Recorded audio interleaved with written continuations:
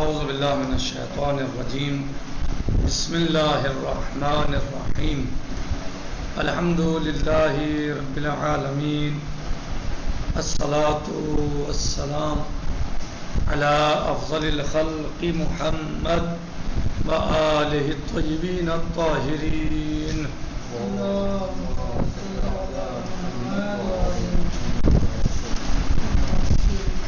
ہمارا درس اور گفتگو چل رہی تھی حلقہ اولا میں صیغہ امر کے بارے میں. تو ہم اس نتیجے تک پہنچے تھے کل کے درس میں کہ صیغہ فعل امر ناتج ہے، وہ پیدا ہوتا ہے، نتیجہ ہوتا ہے شوق شدید اور الزام عقید کا. اور کبھی وہ ہم اسے تصور کرتے ہیں کہ وہ نتیجہ ہے، ناتج ہے، پیدا ہوتا ہے شوق اضعاف اور رغبت اقل درجہ کا، یعنی جس میں شوق کم ترین، کم سے کم شوق یا رغبت جو ہے وہ کم سے کم درجے کی رغبت ہوتی ہے، اس سے فعل امر جو ہے وہ. تو دو چیزیں ہوئی گویا فعل امر میں، ایک رغبت شدیدہ، ایک رغبت اقل درجہ، یعنی کم سے کم، بس کم، بہت تھوڑی. ایک شوق شدید، ایک شوق اضعاف. ٹھیک، تو یہ جو ہے اس کے نتیجے میں واقع ہوتا ہے. کہہ رہے ہیں کہ وَعَلَىٰ تو اس بنا پر نستطیع الآن ہم کر سکتے ہیں ان نفهم ما نظر القول الاصولی القائل، کہ اب ہم اس بنا پر سمجھ سکتے ہیں اصولیوں کے اس قول کو جو کہتے ہیں کیا، ان صیغۃ فعل امر تدل علی الوجوب، کہ صیغہ فعل امر وجوب پہ دلالت کرتا ہے. صیغہ فعل امر کیا سمجھ سکتے ہیں اس سے، یعنی اشد رغبت عقیدہ یا شوق شدید کیا سمجھ سکتے ہیں. اصولیوں کے اس قول کو ہم سمجھ سکتے ہیں کہ جو کہتے ہیں کہ فعل امر وجوب پہ دلالت کرتا ہے. صیغہ فعل امر کیا پہ دلالت کرتا ہے، وجوب پر. فَإِنَّ مَعْنَاهُ، اس کے معنی یہ ہے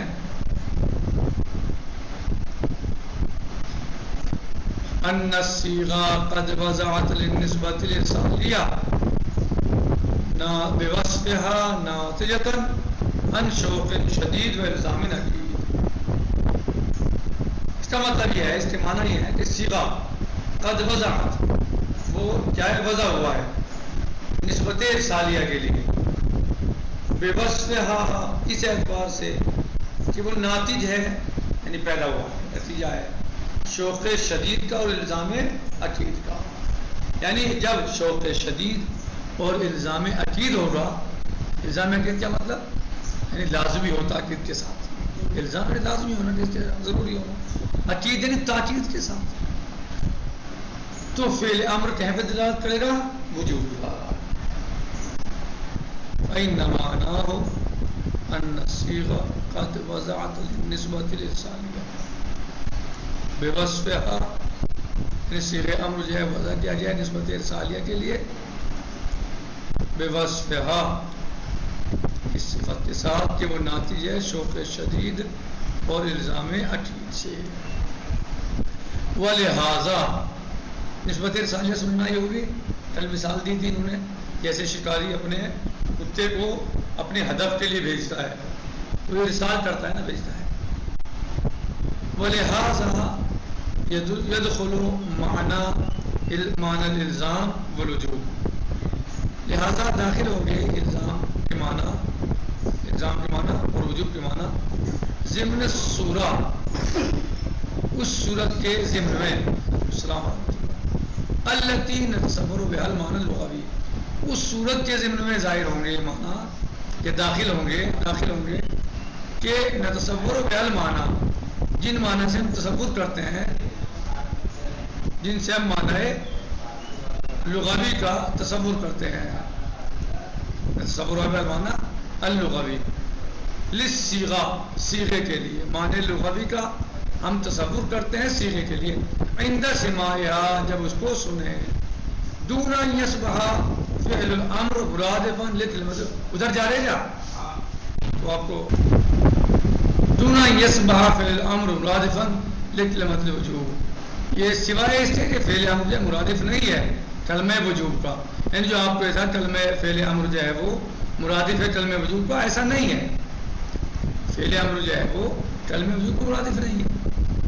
ولیس معنی دخول الالزام والوجوب، اور الزام اور وجوب کے معنی یہ نہیں ہے فی معنی صیغہ، معنی صیغہ میں کہ ان صیغۃ الامر لا يجوز استعمالها فی مجال المستحبات، اور معنی وجوب اور الزام کے معنی نہیں ہے کہ صیغہ امر کے لیے جائز نہیں ہے کہ وہ استعمال ہو کیا میں مجال مستحبات میں، یعنی صیغہ امر کا داخل ہونا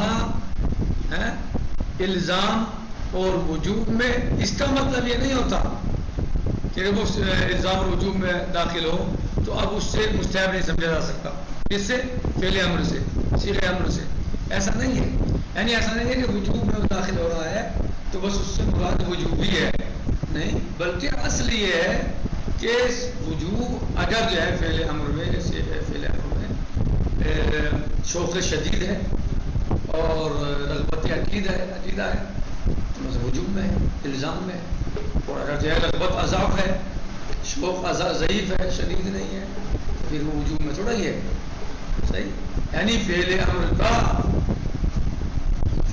کا وجوب میں آنا یا الزام میں آنا اس بات، یا صیغہ امر کا وجوب یا الزام میں آنا اس بات کی دلیل نہیں ہے کہ اب وہ مستحب میں دیگر چیزوں میں استعمال نہیں ہو سکتا۔ لا يجوز استعمال لا يجوز استعمالها فی مجال المستحبات، اس کا مطلب یہ نہیں ہے کہ اگر لیس معنی دخول الزام وجوب فی معنی صیغۃ، کہ دخول الزام اور وجوب کا داخل ہونا معنی صیغہ میں کہ صیغہ امر جو ہے وہ جائز نہیں ہے اس کا استعمال کرنا مستحبات میں، نہیں بلکہ صیغہ امر مستحبات میں بھی استعمال ہوتا ہے، بل قد استعملت فی مواضع الاستحباب، بلکہ بہت سارے موارد استحباب میں صیغہ امر استعمال ہوتا ہے، بلکہ بہت سارے مواقعوں میں صیغہ امر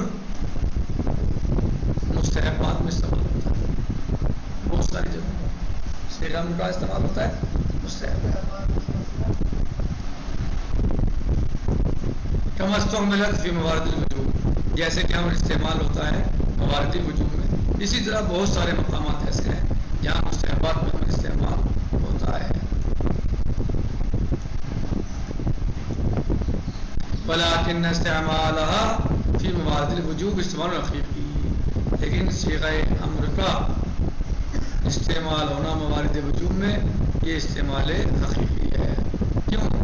لأنه استعمال الصیغہ فی المعنى الذی وضعت له، اس لیے کہ صیغہ امر کا وجوب میں استعمال ہونا استعمال حقیقی اس لیے ہے کیونکہ صیغہ امر کا وجوب میں استعمال ہونا اس کے عنوان میں استعمال ہونا ہے کہ جن کے لیے وہ وضع کیا گیا ہے، بات سمجھ آئی؟ ہاں، صیغہ امر اگر وجوب کے لیے استعمال ہو تو یہ استعمال حقیقی ہے، کیوں؟ کیونکہ وہ اس میں استعمال ہوتا ہے جس کے لیے وضع کیا گیا ہے، جس کے لیے وضع کیا گیا ہے، صحیح۔ وَإِسْتِعْمَالُهَا فِي مَوَارِدِ الْإِسْتِحْبَابِ، اور صیغہ امر کا استعمال ہونا موارد استحباب میں استعمال مجازی، یہ استعمال مجازی ہے، یبررہ الشبہ القائم بین الاستحباب والوجوب، کہ جو اس کی تبریر پیش کرتی ہے وہ شبہ جو پائی جاتی ہے استحباب اور وجوب میں۔ اب سوال یہ ہے کہ کیسے سمجھیں کہ صیغہ امر جو ہے وجوب کے لیے وضع ہوا ہے، کیا دلیل ہے آپ کے پاس؟ سوال تبادل، والدلیل علی ان صیغۃ الامر موضوع للوجوب بالمعنی الذی قلنا، اور دلیل اس بات پر کہ صیغہ امر وضع کیا گیا ہے وجوب کے لیے معنی حقیقی میں بالمعنی الذی قلنا، کون سے معنی دیا آپ نے؟ معنی حقیقی، هو التبادل، کیا دلیل ہے؟ تبادر دلیل ہے. کیا دلیل ہے اس پر؟ تبادر. بہت تبادر. فَإِنَّ الْمُنْسَبَقْ إِلَى ذَهْنِ الْعُرْفِ ذَلِكَ، اس لیے کہ یہ سبقت کرتا ہے ذہن میں. جب امر بولا جاتا ہے تو سمجھ میں کیا آتا ہے؟ وجوب. جب امر بولا جائے مطلقاً تو سمجھ میں کیا آئے گا؟ وجوب سمجھ میں آئے گا. تبادر جو ہے دلیل ہے اس بات کی کہ صیغہ امر وضع کیا گیا ہے وجوب کے لیے. واضح ہوا؟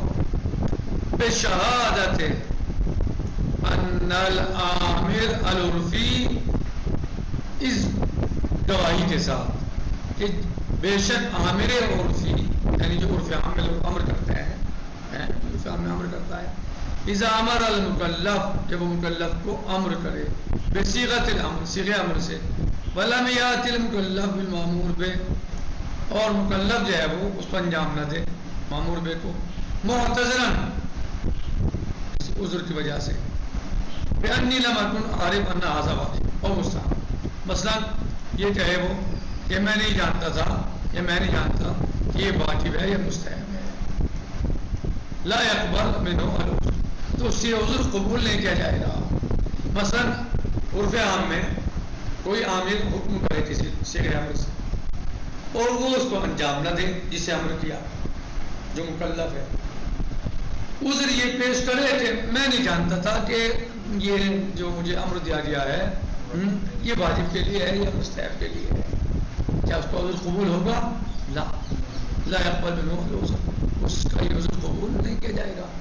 وَيُلَامُ عَلَىٰ تَخَلُّفِهِ عَنِ الْامْتِثَالِ، اور اس کی ملامت کی جائے گی امتثال نہ کرنے پر، انجام نہ دینے پر، امر کو انجام نہ دینے پر اس کی مذمت کی جائے گی، ملامت کی جائے گی. وَلَيْسَ ذَلِكَ، اور یہ چیز نہیں ہوتی، یہ چیز نہیں آتی سمجھ میں، نہیں پیدا ہوتی، إِلَّا الْانْصِبَاقُ الْوُجُوبِ عُرْفًا، سوائے اس کے کہ جیسے ہی صیغہ امر استعمال ہوگا تو ذہن میں سب سے پہلے کیا آئے گا؟ وجوب آئے گا عرف عام میں. من اللفظ و تبادل، لفظ اس کے تبادل سے، یعنی جیسے ہی امر ہو استعمال، امر ہو جیسے ہی امر استعمال ہو فوراً ذہن میں کیا آئے گا؟ فوراً ذہن میں جو آئے گا وہ وجوب آئے گا. یہ دلیل ہے. والتبادل علامت الحقیقہ، اور تبادل علامت حقیقت ہے.